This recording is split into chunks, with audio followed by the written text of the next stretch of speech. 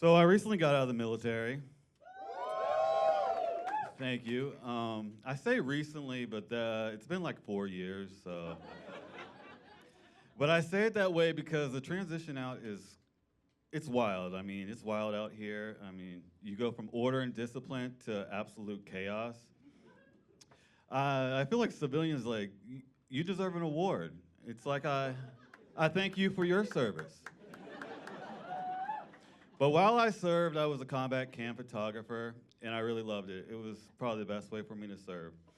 The worst part, though, was not the long hours or the danger. The worst part was having to show someone a photo of their actual face.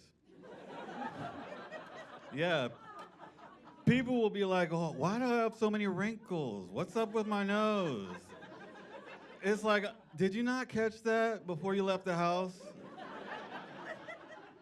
I mean, I have a Rihanna forehead, but I see it in the photos. And I kind of get that. I kind of get that reaction. I understand it. I mean, the world we live in now, everyone's online. It's almost as if your profile picture is your official self-portrait. And I can't say I hate the trend because the Army has trained me to, at least take a quality photo. I recently turned 40. Thank you. And my doctor thought there's no better way to say happy birthday than a colonoscopy. And I'll say that those photos look nothing like me.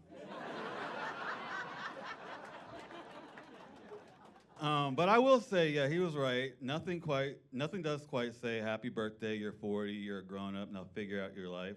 Like having a colonoscopy on your actual birthday after getting a ride from your father. Thank you, Dad.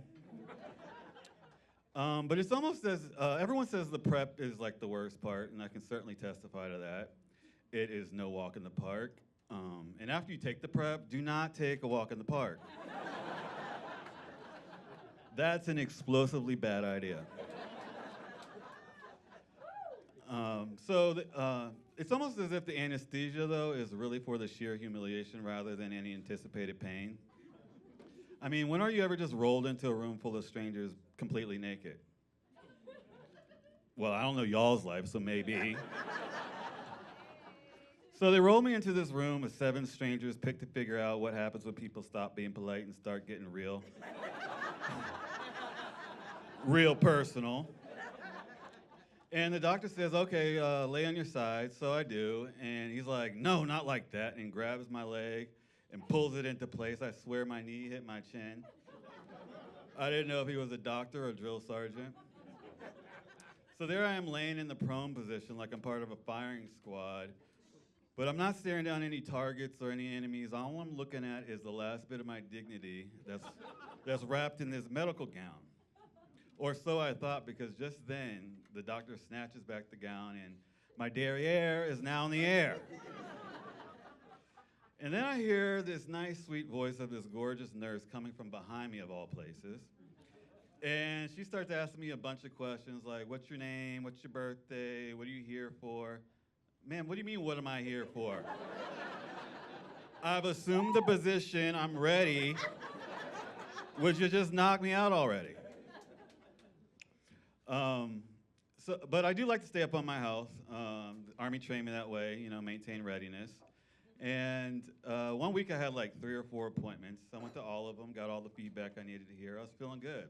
I sat down in my last appointment, and the doctor starts asking me all the standard questions like, do you feel like killing yourself? Do you feel like killing anybody else? And then she asked me, are you active? So I launched into this huge monologue about how eventful and exciting my life is. I'm like, oh yeah, I love being out in the city. I love meeting new people. Never met a stranger. I love trying new things. I'm always volunteering. And just as I say that, I catch a glance of her face, and it's just full of all this concern and worry. And I thought to ask her, I said, ma'am, what am I here for?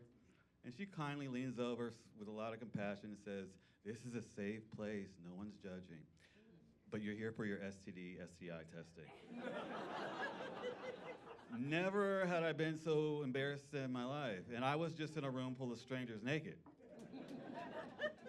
The moral of that story is, fellas, get your colonoscopy and always pay attention to what appointment you're at because you might end up explaining your social habits to someone much more interested in your sexual habits. You know, kind of like dating. All right, thank you. That's my time.